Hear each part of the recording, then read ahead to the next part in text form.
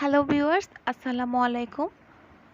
আশা করছি আপনারা যারা আমার ভিডিওটি দেখছেন, আপনারা সবাই অনেক ভালো আছেন আর সুস্থ আছেন।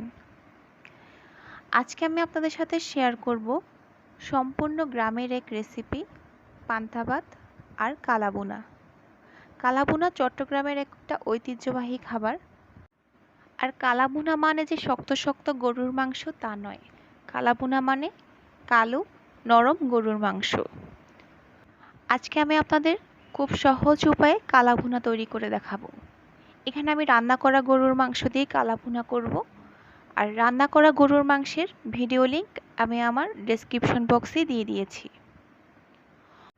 রান্না করা গরুর মাংস দিয়ে কালাভুনা তৈরি করতে চাইলে প্রথমে ঝোল থেকে মাংসগুলোকে আলাদা করে ফেলতে হবে। পরে আমি একটি পাত্র গরম করে এখানে তেল ঢেলে নিলাম। আমি এখানে সর্ষের তেল ইউজ করেছি, কারণ সর্ষের তেলের ঘ্রাণ আর কালাভুনা দুটো একসাথে মিলে কালাভুনার স্বাদটাকে আরও বাড়িয়ে তোলে।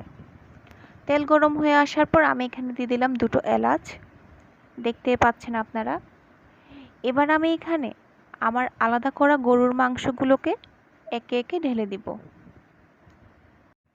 সর্ষে তেলে রান্না করার সময় অবশ্যই খেয়াল রাখতে হবে তেলটা যাতে খুব ভালো মতো গরম হয়, কারণ তেল গরম না হলে আপনার রান্না কিন্তু মজা হবে না। আমার তেল গরম হওয়ার পরে আমি মাংসগুলো দিয়েছি।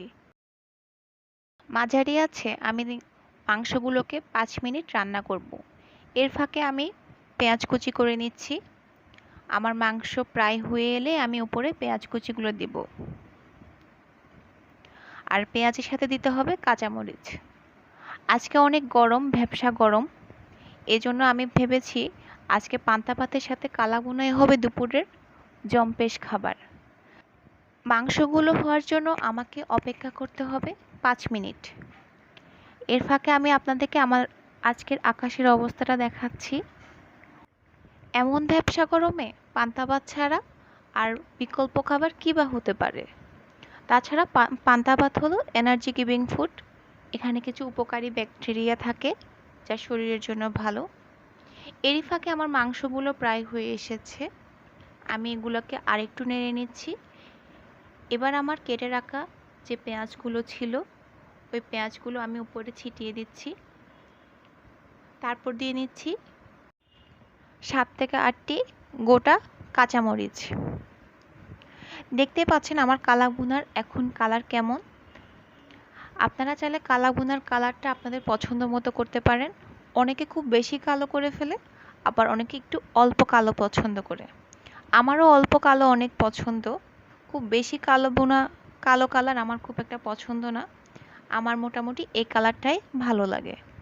কালাভুনা তৈরি করা খুব যে কঠিন তা নয়, এটা খুবই সোজা। আর গ্রামের মানুষরা এভাবেই করে। আমি আপনাদেরকে সবচেয়ে সহজ উপায়ে কালাভুনা তৈরি করে দেখাচ্ছি, কারণ আমার কাছে মনে হয় রান্নাটাকে সহজ করে করাই ভালো। দেখতেই পাচ্ছেন আমার কালাভুনার ফাইনাল লুক। আমি একটি বাটিতে এটা পরিবেশন করেছি। আমি এখানে এক্সট্রা আর কোনো কিছু ইউজ করিনি।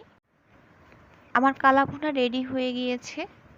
এবার আমার পান্তা ভাত নিয়ে আসার পালা। পান্তা ভাত তৈরি করা তো খুবই সহজ, এটা সবাই জানে। ভাত রান্না করে পানিতে ভিজিয়ে রাখবেন 6 থেকে 7 ঘন্টা। এতে করে ভাতের ক্যালসিয়াম ও আয়রন বেড়ে যাবে।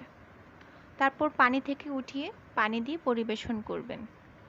আর গ্রামের মানুষরা পান্তা ভাতের সাথে কাঁচামরিচ আর পেঁয়াজ কুচি খুবই পছন্দ করে। আমিও দিয়ে নিচ্ছি পেঁয়াজ আর কাঁচামরিচ, কারণ এগুলো পান্তা ভাতের স্বাদকে আরও বাড়িয়ে তোলে। তারপর নিলাম লবণ। অনেকে লবণ পছন্দ করেন না, কিন্তু আমার কাছে মনে হয় পান্তা ভাত লবণ ছাড়া অসম্পূর্ণ। পান্তা ভাত আর কালাভুনা দুটোই এখন রেডি। আজকে আমি গ্রাম বাংলার মতো দুপুরের খাবার তৈরি করেছি। গ্রামের মানুষের দিন শুরু হয় পান্তা ভাতে, কারণ পান্তা ভাতের যে মজা, যে একবার খেয়েছে সে বারবার খেতে চাইবে। আশা করছি আমার এই ভিডিওটি আজকে আপনাদের অনেক ভালো লেগেছে।